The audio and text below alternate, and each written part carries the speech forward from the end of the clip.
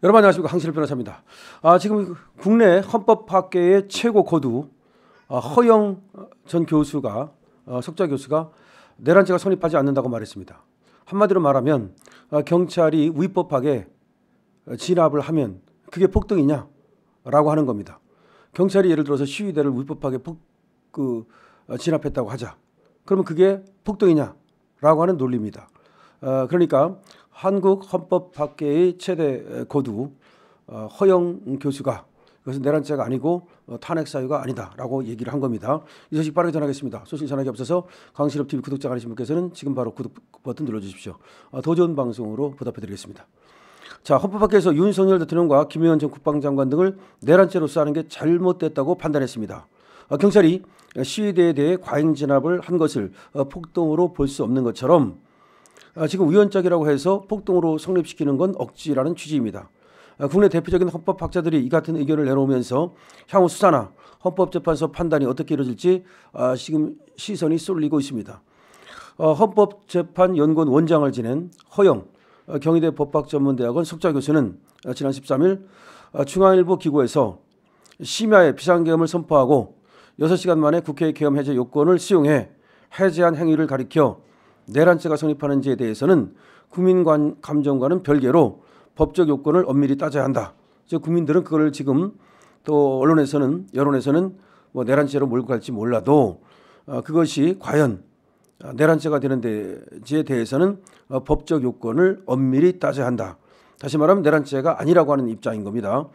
대통령의 구체적 행위 등 엄정한 수사를 통한 증거 수집이 먼저 필요하다. 형법상 내란죄는 고의로 국가 권력을 배제하고 국권을 문란하게 할 목적으로 폭동을 일으킨 것을 구성 요건으로 한다. 그러니까 내란죄가 되기 위해서는 일단 국가 권력을 배제하고 국권을 문란하게 할 목적으로 폭동을 일으켜야 된다. 그런데 계엄 이후 담화를 통해 대통령은 고의로 모든 국가 권력을 배제하고 국권을 문란할 목적으로 폭동을 일으켰다는 주장을 강하게 반박했다. 오히려 국권을 지키려는 의도가 있었다는 취지를 굽히지 않고 있다.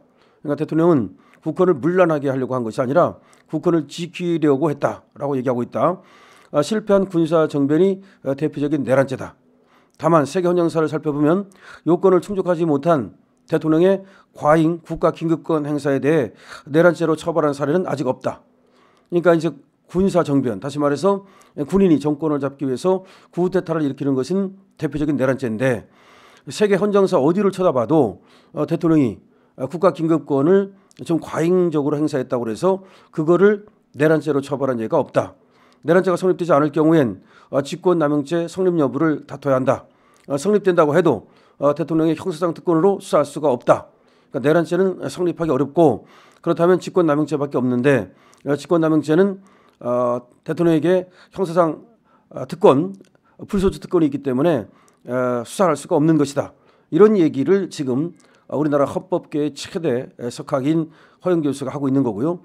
또 헌법연구원 출신인 이인호 중앙대학교 법학전문대학원 교수도 윤 대통령의 내란죄는 성립하지 않는다. 이분도 헌법연구관을 지냈거든요. 윤 대통령의 내란죄는 성립하지 않는다고 얘기하고 있습니다. 이인호 교수도 신동아 특별기구를 통해서 야당은 12월 3일 비상계엄 해제 이후에도 계속해서 내란죄를 주장하며 대통령 탄핵이란 정치 공세를 이어왔다. 국민은 당혹과 놀람 속에서 한편에서는 분노와 한편에서는 좌절을 느끼면서 걱정에 휩쓸렸다라고 얘기를 했습니다. 그러면서 국회를 장악한 거대 야당은 탄핵과 내란죄 주장으로 국민의 걱정을 부추기고 있다.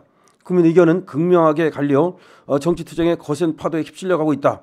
실로 국가적 위기라고 지금 하지 않을 수가 없다. 정치적 우려가 엄청나다라는 얘기를 하고 있습니다. 이번 계엄의 발동 배경 중에는 거대 야당의 입법권 폭주가 있다. 야당은 총선에서 얻은 다수표를 무기 삼아서 장관과 검사는 물론 방송통신위원장과 감사원장 등 고위 정부 관료들을 닥치는 대로 탄핵소추에서 직무를 정지했다. 한국 정치사는 물론이고 세계 의정사에서 유례를 찾기가 어렵다. 야당은 법 집행기관인 검찰, 경찰, 감사원 그리고 대통령실의 특수활동비와 특정 업무 경비를 전액 삭감해서 사실상 기능을 무력화를 시도했고 예산 의결권은 국회 권한이지만 정상적 권한 행사로 보기 어렵다. 이런 상황에서 행정부 수반인 대통령이 국가적 위기라고 판단한 것이 아니냐. 따라서 이것을 내란죄로 볼 수가 없다. 국가원수로서 가진 헌법상 계엄선포권 카드를 꺼내 들은 것이다. 하지만 국회의 반격 카드인 계엄 해제 요구권에 막혀 헌법에 따라 대통령은 계엄 카드를 접었다. 그러면서 이 교수는 대통령의 계엄권 발동은 헌법 요건을 충족하기 어려운 것으로 보인다. 그러면서도 대통령의 계엄 발동이 요건을 갖추지 못한 우연적 행위라고 해서 대통령을 처벌해야 한다는 논리는 성립되지 않는다. 계엄의 요건과 행사에 관한 제1차적 판단은 대통령이 권한이다. 그 판단이 잘못된 것일 수 있다 하더라도 그것은 우연성을 사후적으로 확인해서 권한 행사를 무효로 돌리는 것은 헌법재판소의 권한이다. 그렇다고 해서 이것이 처벌과 권한 행사가 모두 지금 인정될 수 있는 것은 아니다. 이런 주장을 뒷받침하기 위해 우연무효라고 해서 그 권한 행위자를 처벌하지는 않는다라는 설명을 붙이고 있는데요. 무슨 말이냐면은 그 행위가 우연이 돼서 무효라고 해가지고서 그렇다고 그 사람을 처벌하는 것은 아니다. 예를 들어서 많은 법률이 헌법재판소에 의해 우연무효로 선언된다. 국회에서 만든 법률이 나중에 우연이 되는 수가 많이 있다. 그렇다 해서 그 우연 법률을 만든 국회의원들을 따로 처벌하지는 않지 않느냐.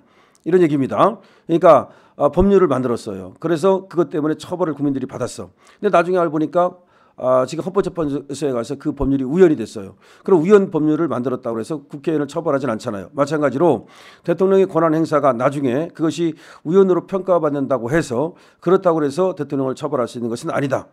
우연 확인의 효력은 그 권한 행사의 효력을 배제할 뿐이다.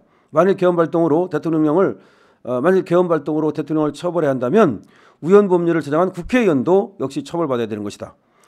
대통령이든 국회의원이든 우연적 권한 행사를 할 수 있다는 점을 인정해야 하고 그 시정은 효력의 배제이지 처벌이 아니다. 또 그렇게 얘기하면서 이인호 이 교수님은 내란죄 처벌 요건에 해당하지 않는다. 헌법의 제87조 내란죄는 대한민국 영토의 전부 또는 일부에서 국가 권력을 배제하거나 그에 준하여 국헌을 문란하게 할 목적으로 폭동을 일으킨 행위가 되는데 대통령의 권한 행사에 우연성이 있다고 하더라도 권한 행사를 폭동이라고 볼 수는 없다. 예를 들어서 시위를 진압하는 경찰이 혹여 경찰력을 위법하게 사용했다고 해서 경찰의 무력 사용을 폭동이라고 하지는 않는다.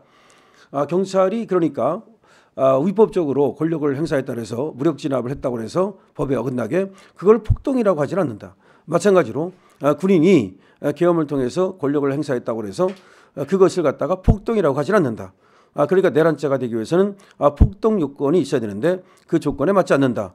그리고 내란죄가 되기 위해서는 국헌 물론 목적이 있어야 되는데 국헌 물론 목적이 없다. 그러니까 국가 헌법을 문란하게 할 목적이 없고 오히려 국헌을 지키기 위한 그런 행위이기 때문에 이것은 내란죄가 될 수 없다.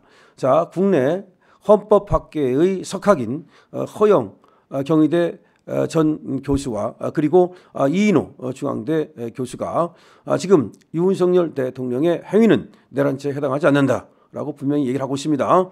자, 아주 중요한 얘기가 나왔는데요. 자, 헌법학계의 거두 정말 이 얘기에 귀를 기울여야 될 것 같고 아마 헌법재판소도 이런 얘기를 무시할 수가 없기 때문에 헌법재판소에서 상당히 말이죠. 이 내란죄가 되는지 우연인지 여부를 면밀하게 검토할 수밖에 없을 것입니다. 강신업 TV입니다. 많이 공유, 댓글 그리고 구독 부탁드립니다.